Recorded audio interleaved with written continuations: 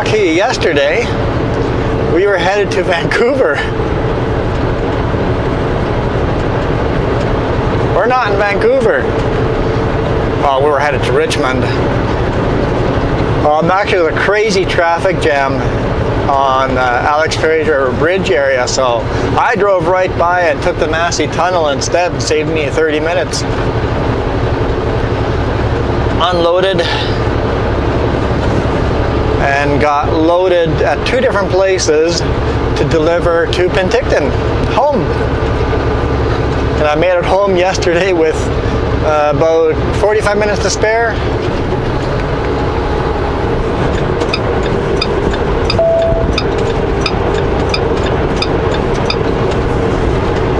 And we were delivering literally right where I parked my truck on the weekend.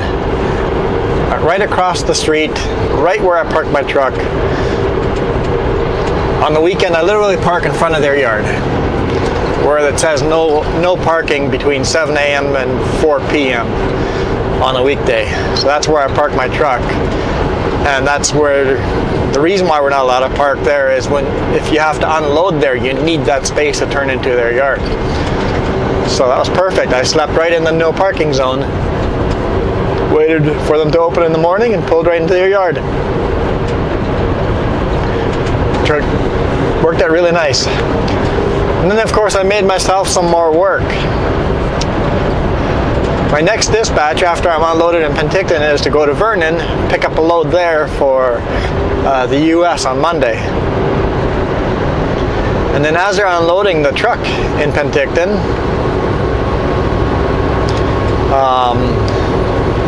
I know the forklift driver, the guy, the yard guy there. I've known him for many years. I was actually his boss for a while. Nice guy, great guy to work with, hard worker. He was talking with his boss, and they're going, well, some of these pallets aren't even ours, they're Kelowna's yards. This is supposed to go to Kelowna, that's supposed to go to Kelowna. I'm like, hang on, don't unload that. It's like, if I talk to my boss, I'm headed empty that way. Would you want me to leave it on here and deliver to the Kelowna location? He goes, yeah. He goes, call and see how much they're charging. I call and my boss just goes, well, we're going empty that way anyway. We're going past, so just charge them $100. Because if they want me to do it, $100. Just a cheap little rate. And he goes, okay, let's write up the paperwork. Dropping 5 pallets in Kelowna. So I'm running loaded to Kelowna, which means an extra $27 for me and a couple of extra cents, 22 cents extra per mile from Penticton to Kelowna. So I don't know how much that is. It'll only be like $10, but hey, I make an extra $30, and Sutco makes an extra $70. Helps pay for that fuel. Like, cool, I'll do that. And especially since the Kelowna place is such an easy place to get into. Just pull in, take my straps off, unload. It'll barely take any time. It's basically free money for me. Free money for me, free money for Sutco. So yeah, that's why I charge a very low rate.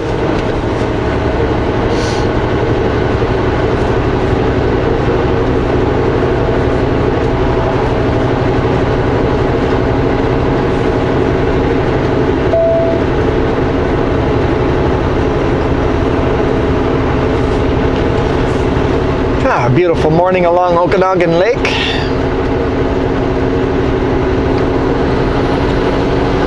We're talking about putting no post along here so that you can no longer pull into these little pullouts.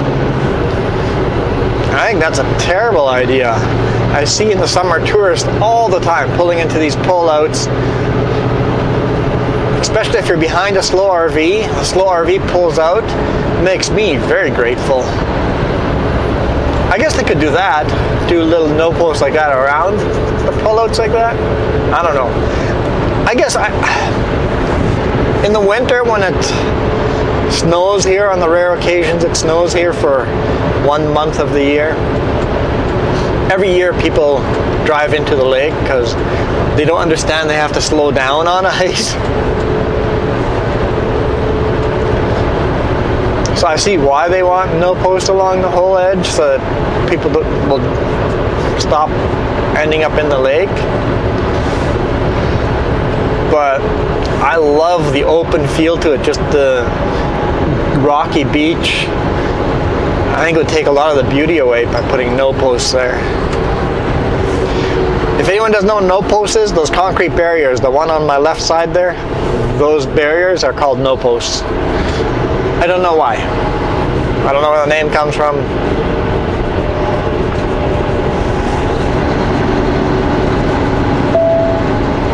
I don't even know if that's the original name, but I'm probably mispronouncing it.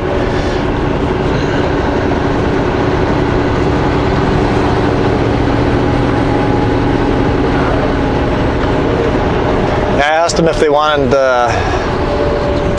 to load tarp again. And he goes, no, it's just an hour north, it's not raining, don't have to tarp it. I'm like, okay, cool.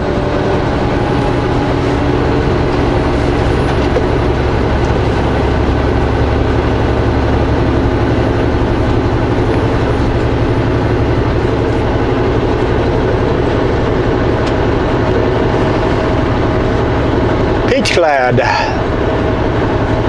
If you're ever driving through here as a tourist, take the little detour road and drive down along the beach. Lots of little chops down there.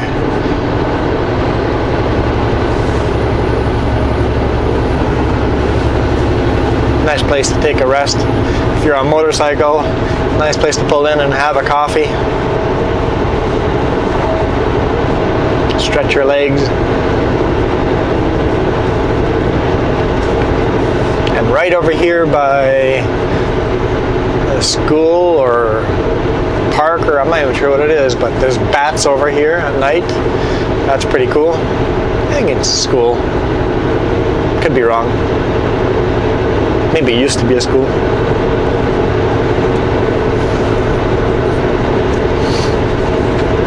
Beautiful yellow colors in those trees and bushes.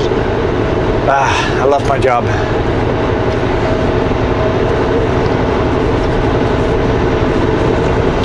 Jess is not with me today. Since we went home last night, we slept at home, and she's like, well, just running to Vernon and back, I'll stay home. I'm like, makes sense. Makes sense to me.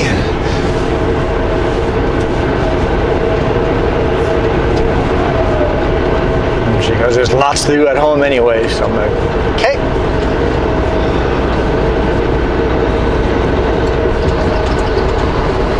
I'll run solo. Gotta make my own bill of lading for this little extra run.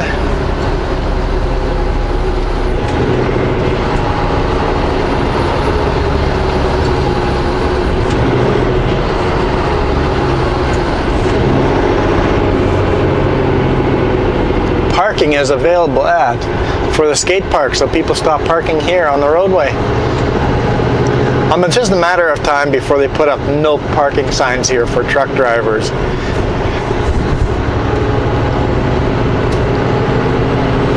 Because it's a popular place to pull over for trucks.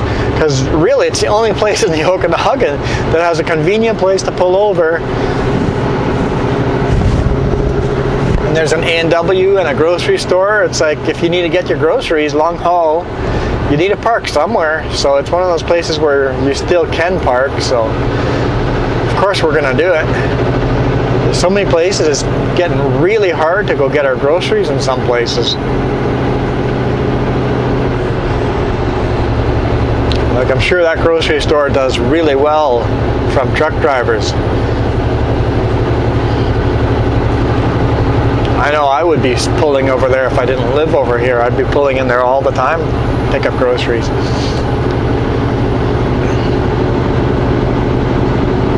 Grand Forks has a nice place I can pull in and go chopping groceries.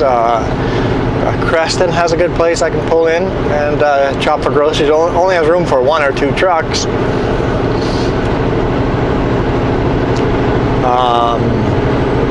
There's a couple places in Alberta.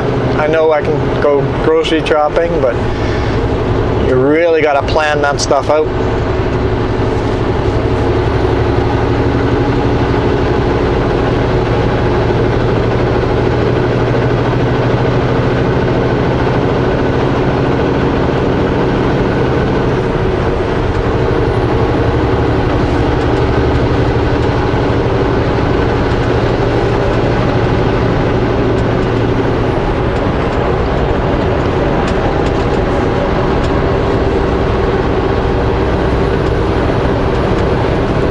Climb up out of Peachland. Highway 97, slushy, slippery sections. Well, good thing we're not taking 97, well, 97C. We're on 97 right now. 97C is also called the connector highway. I don't know if it's the highest pass, but it sure could be. It might be the highest pass in BC. It might be. Never actually researched it, but it could be one of those. We've had snow up there in, was it July? June or July we've had snow up there.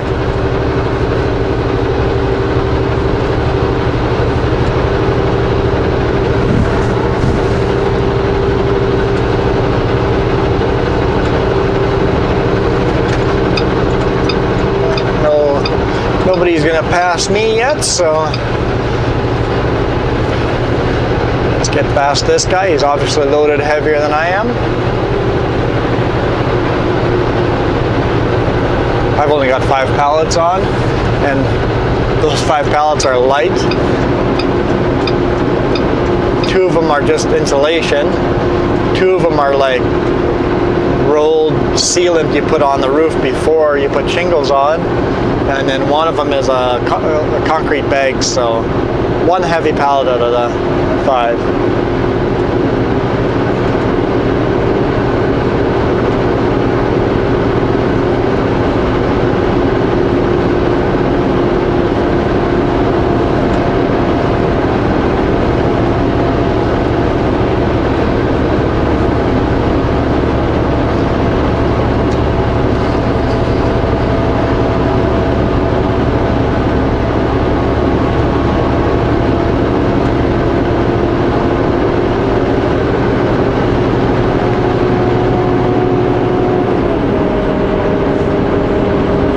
See the lumber sticking out on the top there, the hill right in front of us. Big lumber mill here. Yeah, they got lots of lumber up there. Looks all very small stuff though. I don't know how they're going to get any good lumber out of some of that.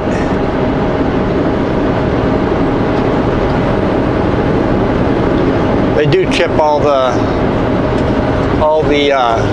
extra lumber they can't use. All gets chipped up, and we pick it up and bring it to Vancouver, so there's no waste.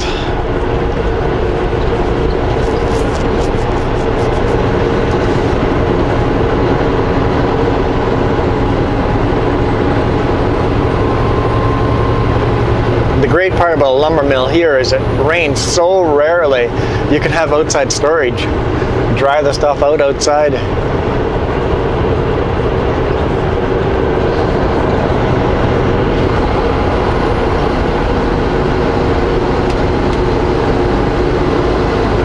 West Kelowna.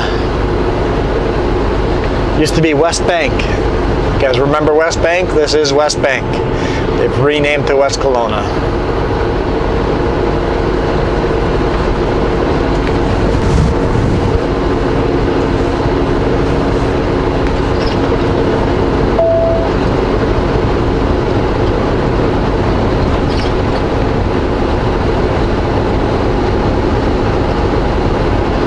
Brand new storage yard there. It looks like it's packed full of RVs.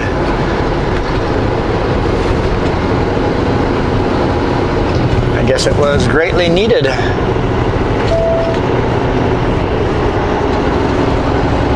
Not completely packed full, but there's a lot of them in there.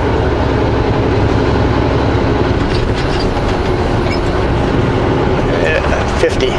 Let's get down to that 50.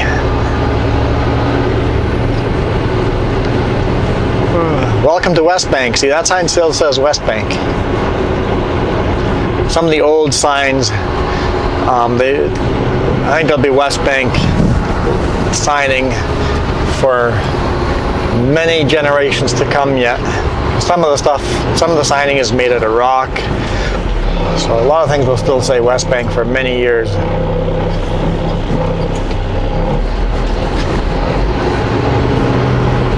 And the West Kelowna signs have been graffitied quite a bit by the people that are still mad about the name change.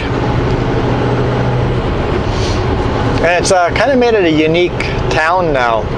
A lot of the town is built on native reservation. The native reservation has developed part of their land, and they haven't changed their name. So anything on native land is still West Bank. Anything not on native land is West Kelowna.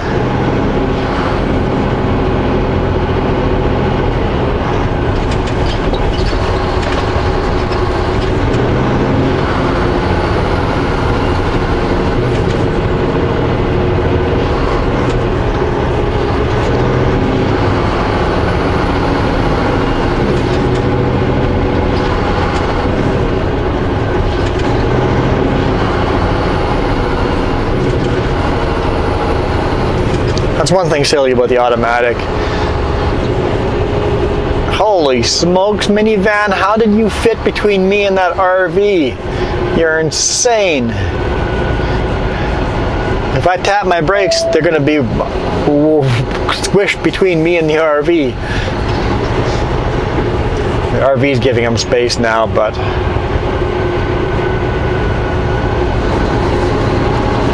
silly people. I don't know what I was going to say before that, but that was a little reckless. Had that same problem happen to me yesterday in front of me. They were in my blind spot on my right hand side. I didn't even know there was a car there, and they were merging on, and they just, if Jess hadn't said car, I wouldn't have seen it there. And they just merged on. They would have driven right into the side of me. It's like, what?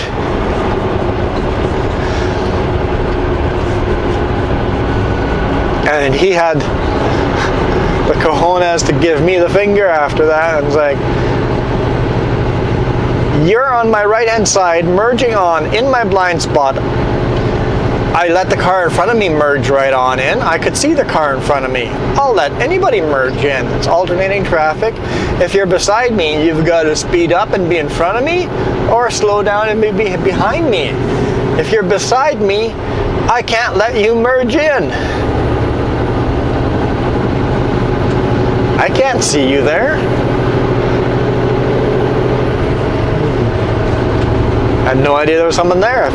If I didn't have Jess with me with passenger, I would have run them right off the road, or they would have run themselves right to the side of me or off the road, because the merge lane had ended already. We were past the merge lane, about 200 feet past the end of the merge lane, and this guy was now driving on the shoulder, right beside me, right beside the cab, and it's like completely in my blind spot. I had no idea there was a car there.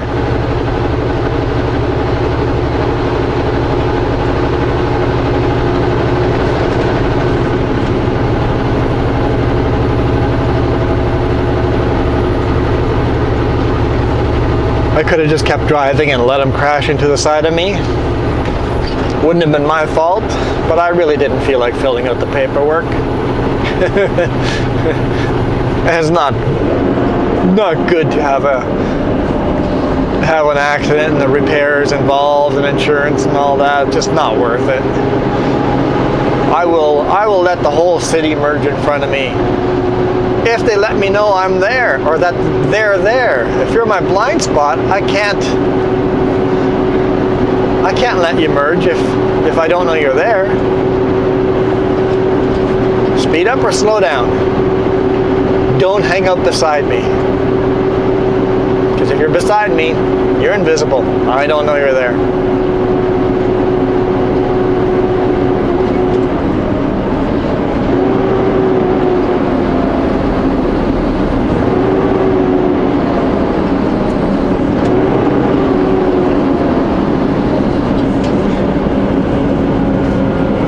guys. It's gonna be a nice short day for me. Drop this off in Kelowna, head to Vernon. Gonna be around 10, loaded 11, get back home probably 1 or 2 o'clock. I'll be home. So, a nice Friday for me. Nice Friday. Should be good. And we'll see you guys on Monday.